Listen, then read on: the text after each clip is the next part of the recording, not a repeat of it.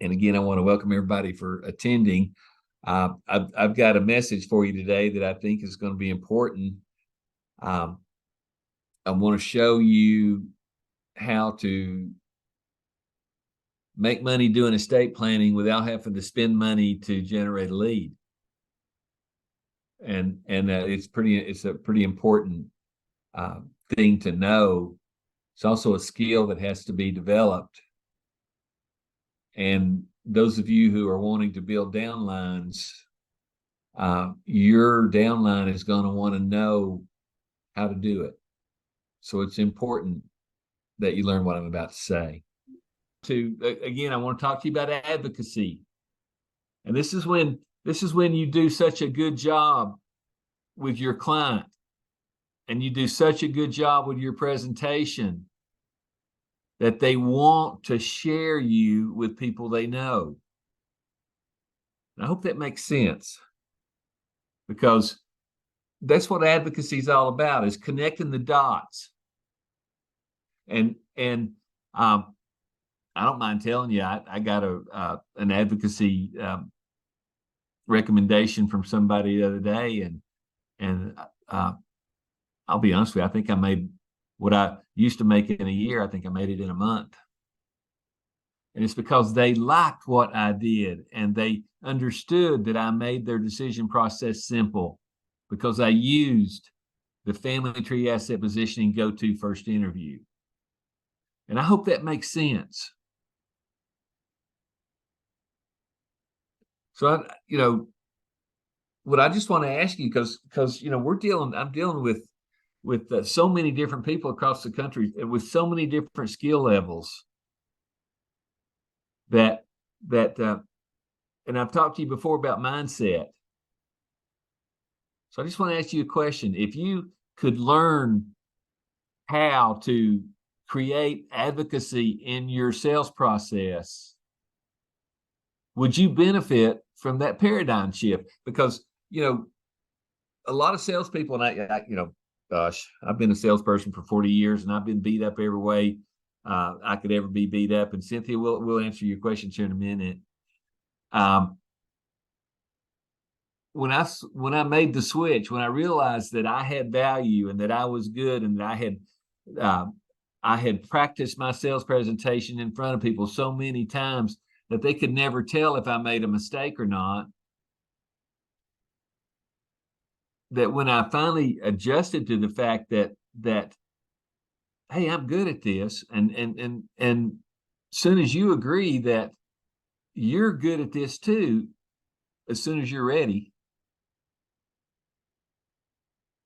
then would you benefit from the paradigm shift? And I think you would.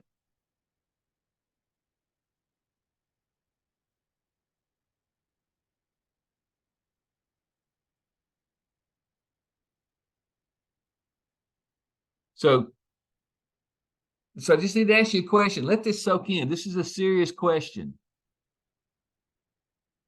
Can you afford to ignore the power of referrals? I hope you are thinking about it in your mind, because I have so many people tell me that they don't have any leads and they don't have any prospects. And I just want to go, that's not true. I was going to say something else, but that's just not true. And you can look at your life and you can look at your window. And I call it a self-referral, because, sometimes I look at people and I go, that person would benefit from a conversation with me about estate planning. And then you just got to have enough guts to walk up to them and ask them, hey, I think you might benefit from a conversation with me about estate planning. And when you do that and you get that prospect and you go in and do your sales presentation, the family tree asset positioning go-to first interview, and if you do it well, that person is going to be talking to their friends and say, hey, I met somebody that really knows what they're doing in estate planning, and I think you would benefit from that too. So what's the value of referral, folks? I'll be honest with you, it can be tens and tens and tens or hundreds of thousands of dollars if you would just give yourself permission to ask for them. And I'll be honest with you, I probably went 20 years ashamed to ask for them, because I really wasn't proud of what I did. I sold insurance. And I had to conquer that bad feeling. And I really don't mind telling you that one of my best friends I sold insurance to, sold a disability policy to, and he hated me for having to spend $700 or $800 a quarter for it until he had a stroke. And now he gets $4,500 a month for the rest of his life because he lost the use of both of one arm and one leg. So I don't care to talk to people about disability because I know how important it is. But I also don't mind asking John for referrals because he knows how important it is. So if there's anything I can do for you today, it's to convince you that if you do a good job, you have the right to ask your client who they know that might benefit from the same conversation you had with them. And you go in and change people's lives when you do that. So, but look at that little sentence down there. The cost is virtually nothing and represents goodwill you have earned. So if you want to, we can get you in that Facebook program here soon, and you can spend a couple of $1,000s if you want to for a lead. If you don't think you have this is probably not the right word, but I'm going to say guts, to be proud enough of what you know and proud enough of what you do to volunteer your services to the friends of your clients, the family of your clients. Your clients have already bought from you. They already believe in you. And all you're wanting to do is find people like them, right? And you don't know the people that are like them, but they'll tell you if you ask.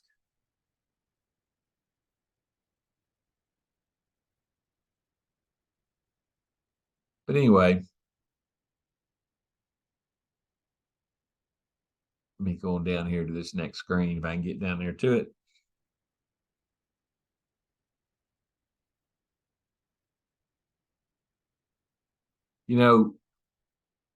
Let's see if that'll come up here.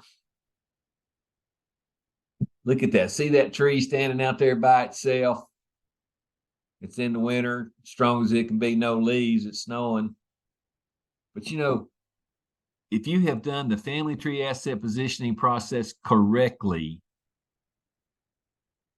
and they're not going to know if you did or you didn't, your client will want to share you with their friends and family if you ask.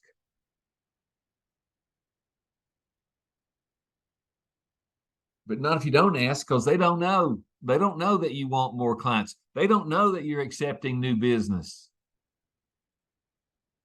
until you actually tell them. So let me ask you this. Why would you shortchange your client and shortchange yourself after you've done all the work to do a good job? Why leave that change on the table? Just it's not worth doing. Now think about that. Why would you shortchange yourself? I hope you wouldn't.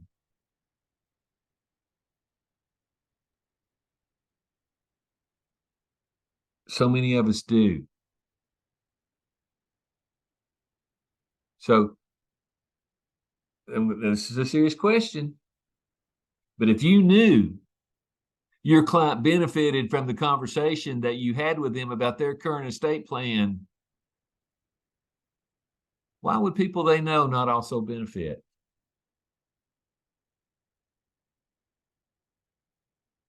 Why would you let that opportunity pass by? Because you'd rather spend $150 for a cold call lead instead of having a warm referral from someone that you've already done business with and already helped, that might know somebody in a relationship change or might know somebody in an asset change. or might know, especially somebody going through a health change. Folks, people going through a health change, it's worth it's so much money if you can find out who they are and then go in and say, hey, a friend of yours told me about the situation you were in. And to be honest with you, I think you might benefit from a conversation with me about your current estate plan. Remember, I said current, right? Because everybody has one, don't they? They either have a will, a trust, or the government plan we call probate. So you already know they've got one. And we've already talked about the fact that about 80 or 90% of the people that have one are not happy with it. They need you. And I'll be honest with you,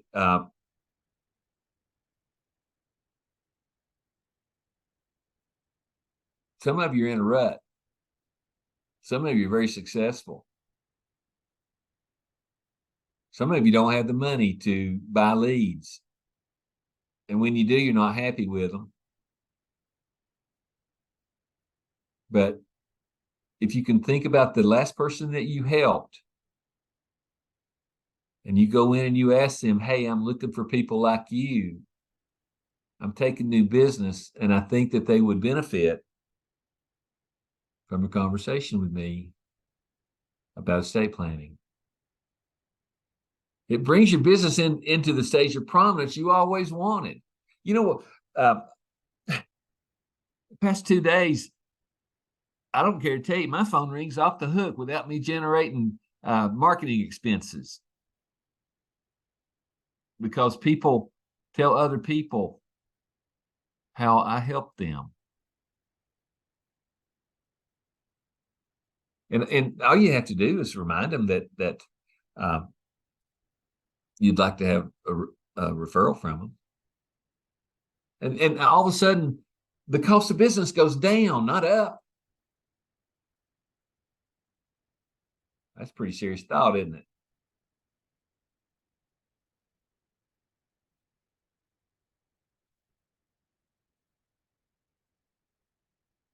You know, your highest and best usage of your marketing dollars is to invest in your client base.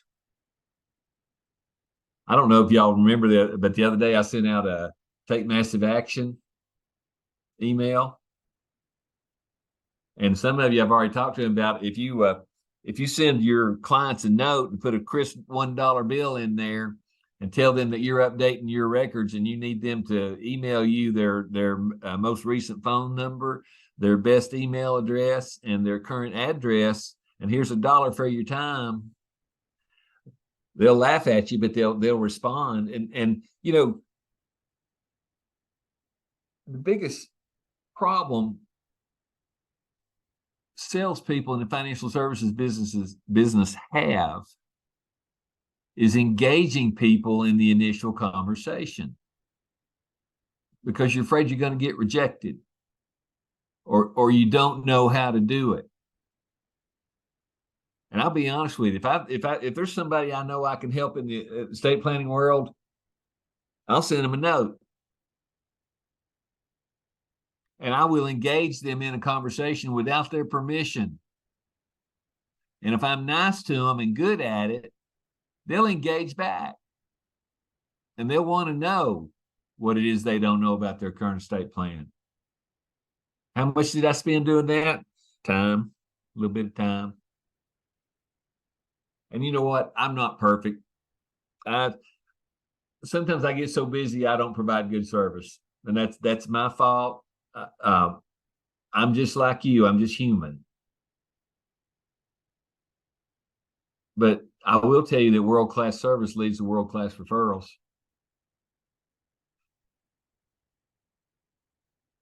And it all starts with a world-class go-to first interview. I did a funding interview with an in-force trust the other day. And they had to make some changes, so we did a restatement.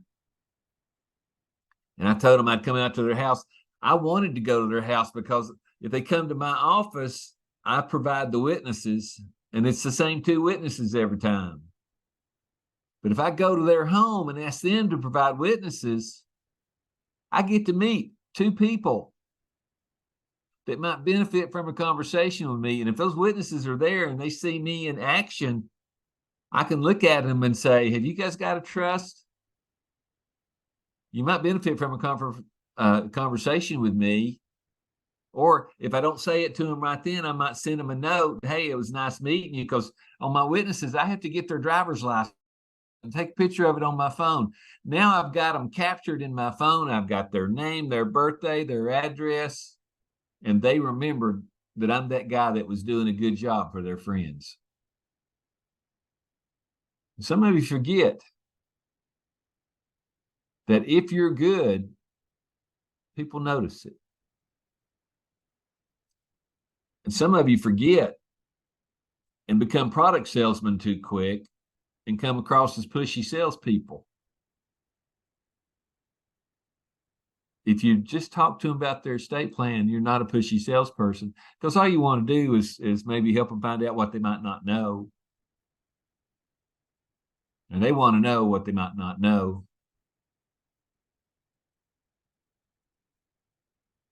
So there it is, right there. That's the biggest reason people are not successful in estate planning. Right there. Failure to launch. You know the sales presentation. You have a copy of the agenda. You have a copy of everything that you know. You already know that you know more than the other person. And you have the tools to help them get things done. And I know, Jen, you're out there. Don't fuss at these people. I'm not fussing at you. I'm just telling you, if you haven't sold a trust in 60 days, you're not trying. And if you say, hey, I want to sell these estate plans because I want the income that's generated from it, it's not the income from the estate plan that's going to change your life. It's the income from the funding of the estate plan that's going to change your life. It's all the future sales that you're going to get because you are their go-to person in their estate plan that's going to change your life. And it's the referrals that you're going to get because you did a good job in the funding process and in the sales process that's going to change your life. And I'll be honest with you, some of you here don't need your life change. You're already successful at it. And I go, rah, rah, rah, go, go, go, because it's nice, isn't it?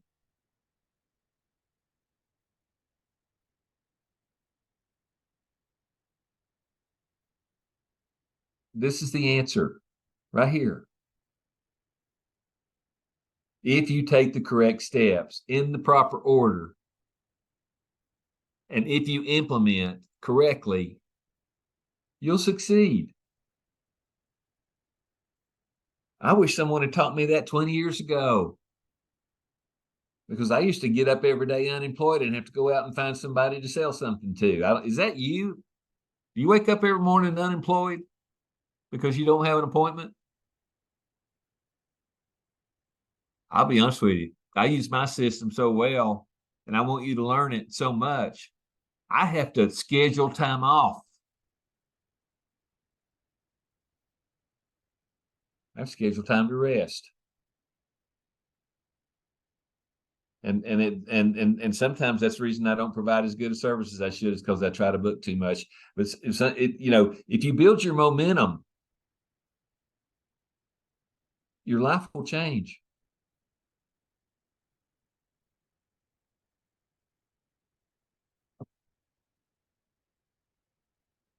If you do things right, it leads to confidence. Confidence to ask for a referral. Hey, I'll pick on you, Ed. Hey, Ed. Who do you know that's just like you that might benefit from a conversation like the one we just had? Somebody going through a relationship change or an asset change or a health change. You know anybody like that? Sure do. I know you do. I know you do. And so does everyone on this call. What's stopping you from helping that family? And even if they don't buy from you, you have still helped that family. And the numbers are talk to 10, schedule second appointments with 7, sell 3. Do that once a month and see if you don't have $8,000 or $10,000 in your bank account that you didn't have, that you weren't used to having. Unless you don't want it, I understand. And it's okay you don't want it because that's your choice, and everything's fine. You have the tools. You bought the tools. You either pay for it monthly or annually. You have the script. I gave you that. Only question is, do you have what it takes? And ask yourself why you said you wanted to learn the estate planning process. I think I know the answer. I think you wanted to increase the value of your company. You wanted to increase the numerical amount of your income. And I think you wanted to help people. All you got to do is let yourself do it. And here's a hint. If you skip a step, you're probably going to miss something, or you're probably going to fail. Your suspect has to be convinced that they would benefit from a conversation with you without any kind of pressure, without any kind of stress. And Sam, if you're out there and you have a Medicare client, I just want to ask you a question. Would they not benefit from a conversation with you about estate planning? Kim, how about you? So, it's easy to identify a suspect when a happy client tells your story. In your approach, you said you thought your suspect would benefit from a conversation with you, that they might learn something about the current estate plan that they did not know. And the question is, was that true? And the answer is probably. And when I go in with somebody that's already got a trust, I don't go, oh no, I'm not going to get a sale. I go, oh boy, this thing's probably not funded right. And I'm not going to make the $1,000 on the initial sale, but I sure do have a great shot at the proper funding. And I get to talk to them about the same conversation on page 2 of the confidential. I get to talk to them about their long-term care. I get to talk to them about their income planning. I get to talk to them about their health. I get to review their products. And I get to say, you've done a pretty good job. Your products are not coordinated with your documents. I have some ideas for you, but I need to do a little research. I do research for all my clients, and I need to run some numbers. Can we set an appointment to come back to look at your numbers? I said that the other day to a couple in the second interview, and they said yes. And when I went in for the third interview, $2.3 million, all in the market. And they said, we're too old to have this in the market. Can you help us have a steady income and a worry-free life the rest of the way in? Well, he's 87, she's 83. And I said, yep. But they look like normal people. I didn't know they were packing $2.3 million. Sure glad I found out.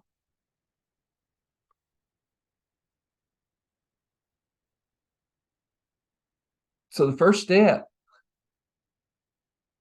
and I'm serious, some of you are having a problem with the first step. Some of you are not. Some of you are running and you're not tripping and you're implementing and you're creating sales. All you got to do is commit to the process. And to commit to the process, all you have to do is write it down, but you have to identify a suspect, and the cheapest is through advocation.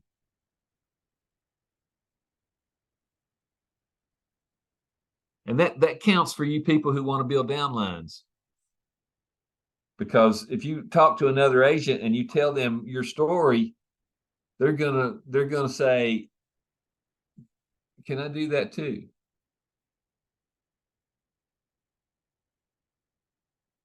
And I like to say, "I don't know, can you? Let me show you how, and then you decide." So if there's anything that I have learned from my mentors, the people who when they see Randy Baxter coming in, they see Randy Baxter, the student, coming in asking for help. And I don't care to tell you, I asked for help from the right mentors, and they helped me grow. And what I have found out from those mentors is they have mentors too. And their hang-ups are, hey, I need to talk to somebody with $10 million. My hang-up for a while there was to find somebody with more than 2 million. But if you think, hey, I can't find anybody that's got 2 million right this minute, that's okay. Find somebody that's got 300,000 or 400,000. But don't go find somebody that doesn't have any money. That's what page 3 does. It tells you whether they have any money or not. Tells you how much time you need to invest. It's not your fault they don't have any money. So you have to learn how to ask.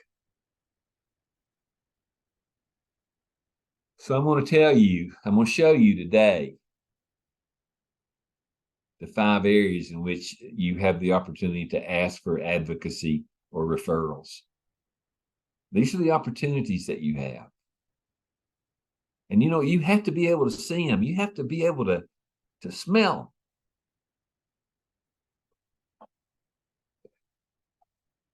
I have a farm down, it's a family farm, a family estate down in Riceville, Tennessee. They've got a creek. It's called Mouse Creek. And about 200 yards north of there is a little creek called Spring Creek. When we were kids, we used to go down there and catch fish. And they were bluegill about the size of your hand. But we never caught a 10-pound catfish or a 10-pound bass. And the reason is because there weren't any 10-pound bass in that creek. So I'm sort of just suggesting to you that if you're not catching the fish you want, you might not be in the right pond. You might not be in the right creek, and you might have to take a walk to a different creek or a different lake to find the sales that you want. So those 5 areas, let's look at the first one. In your marketing,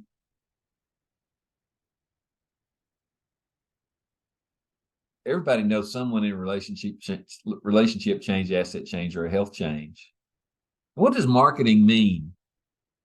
It's not sales.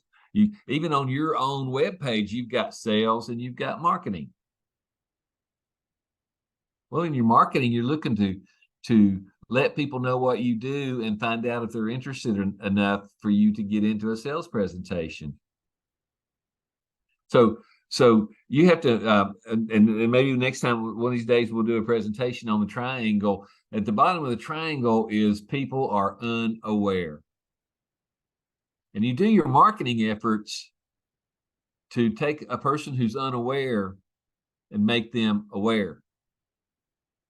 So in your marketing efforts, you want to talk to your existing clients to find out someone that you're not aware of, that you might know that they are unaware of what they might not know about their estate plan. But you take them up to the next level above unaware, and all of a sudden now they are aware. And after you make them aware, hey, and Ed, I'm going to pick on you again. Ed Taylor told me that you and your wife were having some difficulties with your husband's health.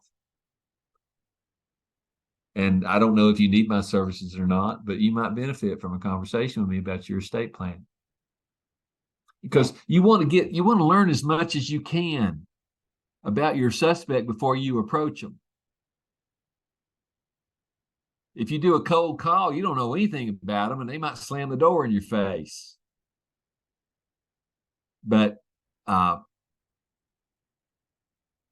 Sam or Kim, we have a mutual friend, Ed, that told me a little bit about your situation. It made me realize that I would not be doing a service to Ed or to you if I don't let you know that I might know some things you need to know about your estate plan.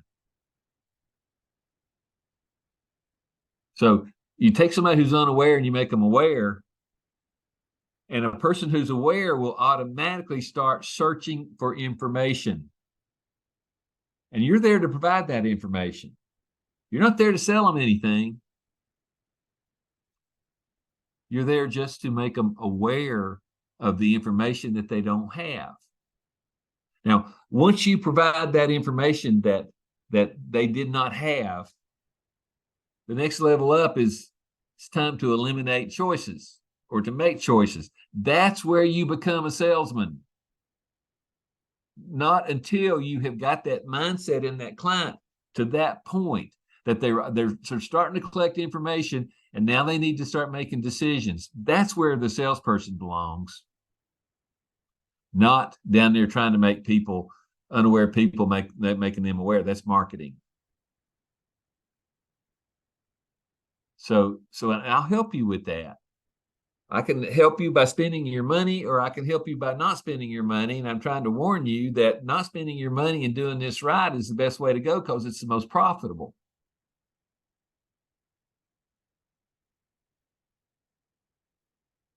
The next thing is in your pre-approach. Okay. And I think chapter 2 in the email lessons that we have, I talked to you about TOMA. Some of you have asked me about TOMA. There are so many different variations of the concept of top of mind awareness that you should be able to find something that you enjoy or something that you think is easy.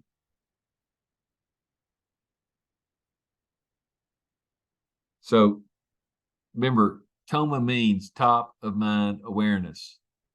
If I send somebody a card and I say, hey, I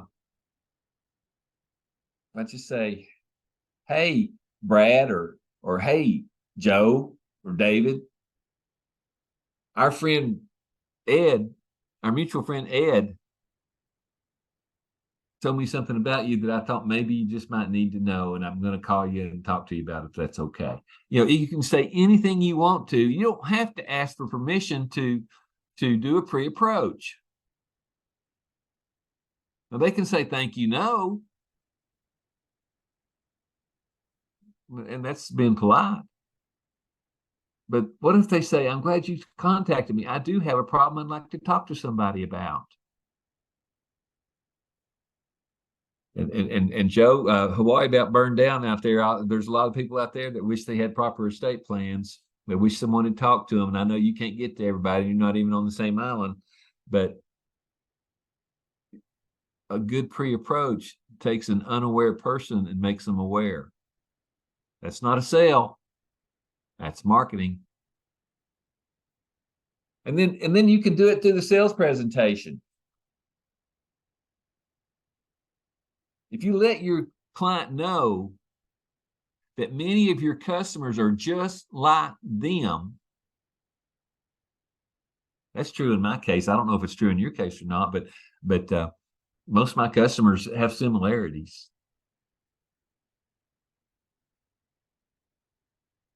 And I don't care to tell my customers that I'm still taking new clients. Sometimes I take too many. Sometimes that's why I have 12-hour days when I shouldn't have more than a 6-hour day, because I'm getting old. But sometimes I have a 12-hour day, and it's usually just jam-packed. But it's because I tell my clients that I'm looking for people just like them, that people are easy to get along with and understand the situation and love their family. I hope that makes sense. I mean, that's all you have to say to people. And they'll start telling you who those people are.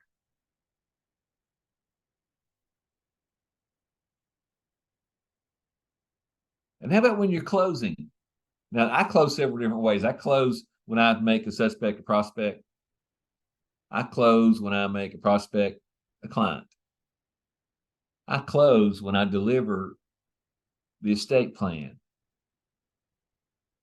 I close when I deliver the product that I sold. And by then, I've been with them 4 or 5 times. And I don't know if it's true about you, but my clients become my friends, and sometimes that's a good thing and bad thing. Sometimes it makes me cry when they die. But I'm all the time asking them, "Hey, who do you know that might benefit from a conversation with what I'm doing?" And sometimes I don't even have to ask them, because if I've drawn the family tree, I already know who their parents are. I already know who their brothers and sisters are. I already know who their children are. I know where they live. I know how old they are. I know if they're happy or not. I know how many times they've been married. So, one family tree presentation should give you 3 to 7 new suspects that all you got to do now is approach them. And remember, I told you, when you go to someone's home and you have to have a couple of witnesses there, you get to let the witnesses see what you do. You get to give them some information about family tree asset positioning, and you get to say, "Hey, it's a free service. If you want me to do it for you, you might learn something you didn't know about your estate plan. Could we schedule an appointment?" And most of the time, they'll just say, "Sure," because you made them aware. So let me get to the questions. I'm almost finished, and then I'll figure out how to open up this thing. We'll have some questions here in a minute. But when a customer has a question or concern, service it and ask who they know who might benefit from a conversation with you about their current estate plan. And remember now, the key word in there is their current estate plan, not the one you want them to buy, but the one they have. Because that's where you're going to find out things they didn't know. That's where you're going to find out whether they have the right plan or not. What you want to sell them is not the way in. The way in is to talk to them about what they have now. I had a client come in today and sat down, and she said, "Look, we got to redo this trust." She bought it 2 years ago. And she said, "My husband has generated, when we first met, he was getting a little forgetful, but now he roams around and we have to go find him in the woods every once in a while. And he's incompetent, and I don't want him in charge of my stuff if something happens to me. And I don't want my sister doing it anymore because she's wore out and she's tired. And I now have more faith in my son, and I want my son and my nephew to fill these roles." She already knew what she wanted because we did a good job when she bought it.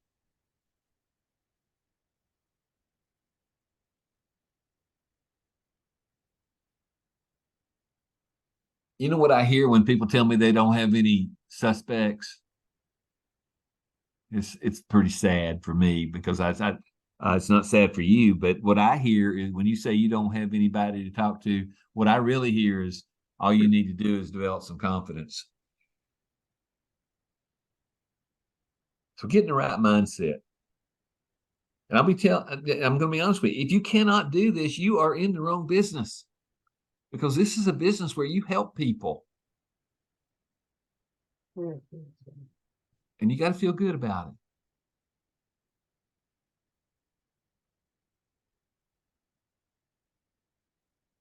You can figure up what a referral's worth. I've had, in August, I think I had 7, maybe 8 people that I had not done business with in the past. That's a lot. because at the same time I had to service the people I had done business with in the past, and I didn't do a very good job because I was spending too much time on the people I had not done business with in the past. My clients love me. All they did is kick me in the butt and tell me to get myself in gear, and I did. Most of them still have a little bit to do. But, if I learn as much as I can about a new suspect from the person who's giving me the referral, it makes my approach really, really easy. And you already know, if you've done the family tree, you already know a lot about your next suspect.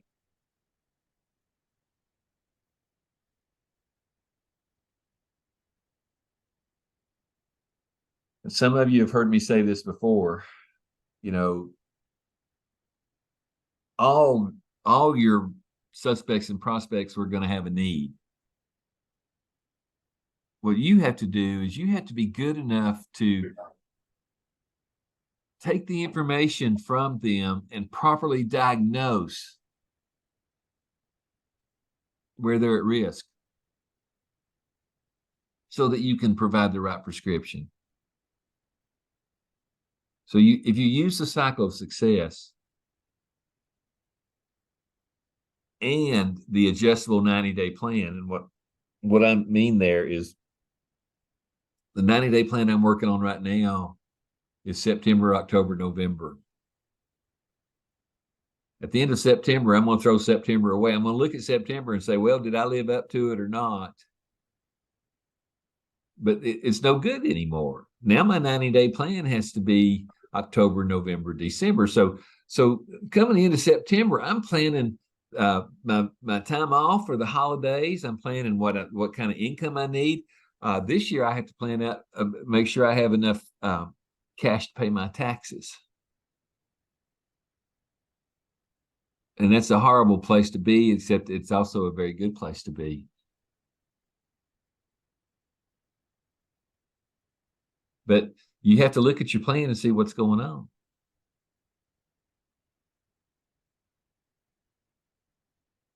Another thing is, if someone refers me to somebody, I know that there's a really, really good chance that that person will refer me to somebody else, because word gets out if you do a good job. That's called client advocacy. You have to develop it. It will not be offered to you. You're going to have to ask for it. You're going to have to be good at asking for it in a nonchalant kind of way.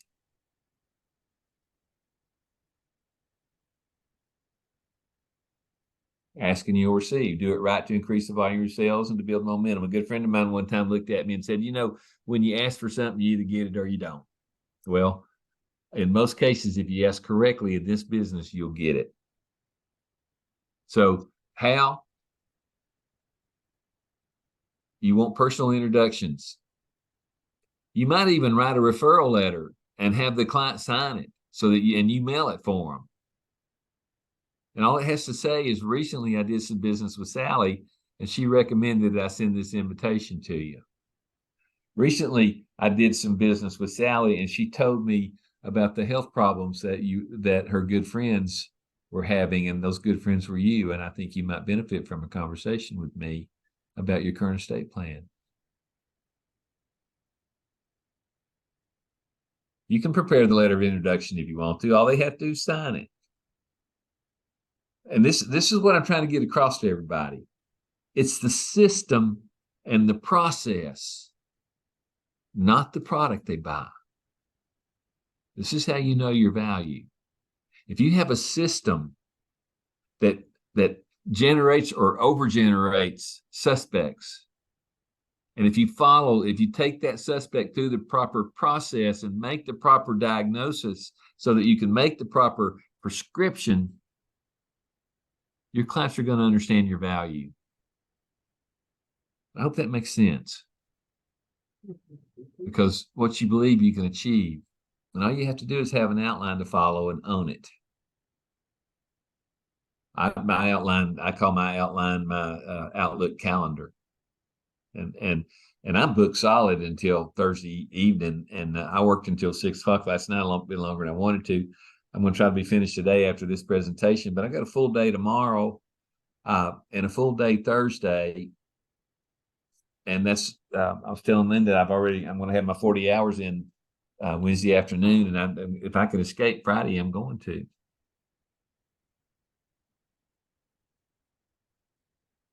And you know, it's not a bad idea to reward those who send you referrals. And those can be thank you notes. It can be a gift certificate to a restaurant. And I've got Mike Strankin gives away large screen TVs.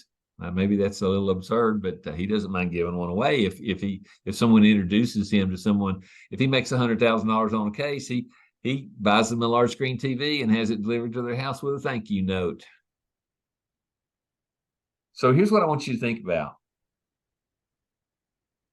I want you to compare the cost of marketing campaigns.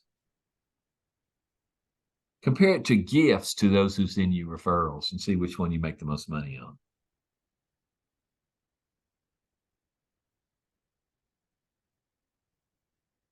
You know, I do it because it works. I like teaching what I know. I like teaching what I do. When I get a licensee who wants to know what I know but doesn't want to do what I do, and then I look at their production reports and see that they've sold one estate plan this year, or they've been with me 90 days and have never sold anything, it makes me wonder what have I done wrong? How do I reach this person and show them that the knowledge that they have has not been monetized? And isn't that what you said you wanted? That you want to monetize this knowledge? That's all I'm saying to you. It's easy to do. And here's how you do it. Right there. You know, that client that had the $2.3 million, they gave me their monthly report from their broker. And I had that appointment at 9 o'clock, and I woke up at 3:30 in the morning and went, I'm not ready. I got up and I read that report, and I did some research on some of the investments that they had, and I ran off the charts and everything.